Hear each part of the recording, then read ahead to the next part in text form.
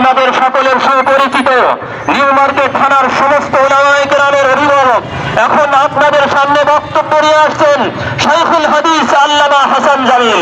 শাইখুল হাদিস আল্লামা হাসান জামিল, আমি হযরতকে তার বক্তব্য পেশ করার জন্য অনুরোধ করছি। আসসালামু আলাইকুম ওয়া রাহমাতুল্লাহি ওয়া বারাকাতুহু।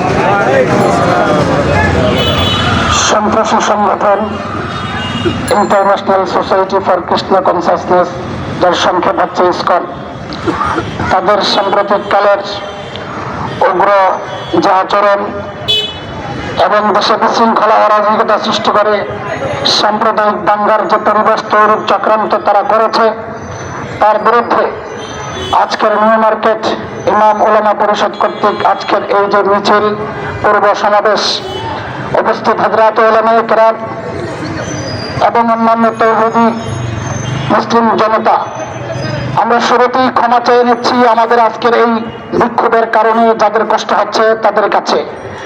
আল্লাহ তাআলা আপনাদের এই কষ্টকে নাজাতের ওসিলা বানায় দেন। আমাদের স্পষ্ট পয়গাম বক্তারা নানানভাবে তারা কথা বলেছেন, নতুন কথার সুযোগ নেই। আল্লাহ তাআলা আগেই জানিয়ে রেখেছেন মুসলমানদের চরম শত্রু দুইটা সম্প্রদায়, ওয়ালা তাজিদান্না আশাদ্দান-নাসি আদাওয়াতাল লিল্লাযীনা আমানু আল-ইয়াহুদ ওয়াল মুশরিকুন। ইহুদি এবং মুশরিক এরাই হচ্ছে মুসলমানদের চরম শত্রু, আল্লাহ আগেই জানিয়েছেন। আজকে যদিও ইসকনকে আমরা দেখছি হিন্দু জঙ্গি সংগঠন, আসলে ইসকনের গোড়া 1966 থেকে যাদের কার্যক্রম চালু হয়েছে সেই গোড়ায় হাত দিলে দেখা যায় গোড়ায় আসলে আমাদের চরম আরেক শত্রু ইহুদি। সেই ইহুদিরাই এদেরকে উস্কে দিচ্ছে, সাধারণ হিন্দুদেরকে উস্কে দিচ্ছে। আমরা সারা দুনিয়ার যত সন্ত্রাস আছে, সন্ত্রাসী কার্যকলাপ আছে, এর সবগুলো যদি হিসাব করি তো দেখা যাবে সারা দুনিয়ার সমস্ত সন্ত্রাসের পেছনে 80% সন্ত্রাসের পেছনে হয় ইসরায়েল জড়িত, ইহুদিরা জড়িত, আর না হয় এই সমস্ত মুশরিক হিন্দুরা জড়িত। আমরা সাধারণ হিন্দুদেরকে বলতে চাই, আপনারা আমাদের ভাই, আপনারা আমাদের শত শত বছরের আপসে একসাথে থাকার যে সুন্দর ঐতিহ্য, এটা নষ্ট করতে যারা চায় আপনারা তাদের সঙ্গ দিবেন না। আমরা বলে যাচ্ছি, আজকে বলেছেন আমার মসজিদে কোন হিন্দু ভাই যেন আক্রান্ত না হয়, কোন হিন্দু ভাইয়ের প্রতিষ্ঠান যেন আক্রান্ত না হয়। আমাদের লড়াই এদেশের সাধারণ হিন্দুদের বিরুদ্ধে না, আমাদের লড়াই এদেশের কোন সাধারণ মানুষের বিরুদ্ধে না, আমাদের লড়াই রামবান, এই রামবানদের বিরুদ্ধে যারা বাংলাদেশে পতিত সরকার, যারা এদেশে শোষণের রাজত্ব কায়েম করেছিল তারা, এবং যারা রাম রাজত্ব কায়েম করতে চায়, এই দুইটা বিষাক্ত সাপের বিরুদ্ধে আমাদের লড়াই স্পষ্ট। আমাদেরকে হুমকি ধমকি দিয়ে থামিয়ে দেওয়া যাবে না। আমরা মুহাম্মদ বিন কাসিমের সন্তান, আমরা শাহজালালের সন্তান, আমরা শহীদ তিতুমিরের সন্তান। যারা রক্ত দিতে জানে তাদেরকে সন্ত্রাসের হুমকি দিও না, যারা জীবন দিতে জানে তাদেরকে হত্যার হুমকি দিও না। রক্তে কেনাই স্বাধীনতা, রক্ত দিয়ে রক্ষা করতে চাই, রক্ত দিয়ে রক্ষা করতে চাই। আওয়াজ উঠাইতে হবে ইনশাআল্লাহ।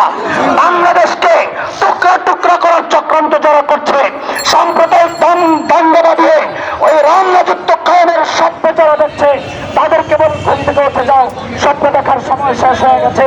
এদেশের সব শ্রেণীর মানুষ জেগেছে, শুধু আলেমরা জাগে না, সাধারণ মানুষ জেগেছে, এখন বহু হিন্দুও জেগেছে। সবাইকে নিয়ে আমরা দেশের স্বাধীনতা রক্ষা করতে চাই। আমরা অনেক সময় কথা হয়েছে,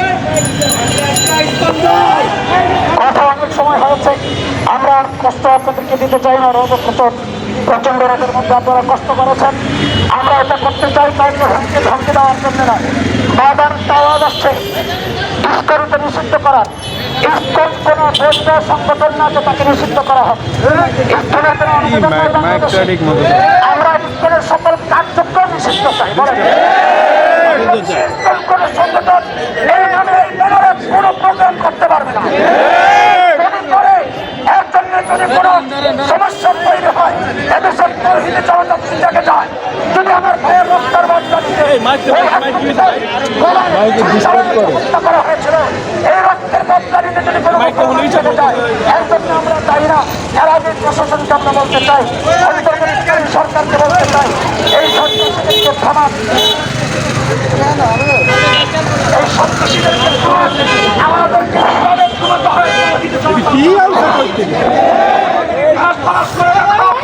আমাদের ইতিহাস হচ্ছে আমাদের কোন জায়গায়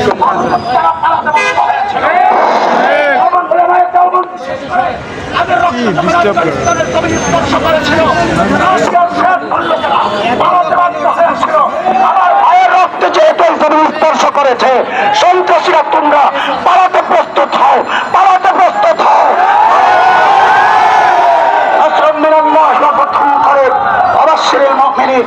আল্লাহ আমাদের সবাইকে কবুল করেন। আমরা আজকে প্রোগ্রাম এখানেই সমাপ্ত ঘোষণা করছি। এখান থেকে আর মিছিল বের হবে না, এখানেই শেষ।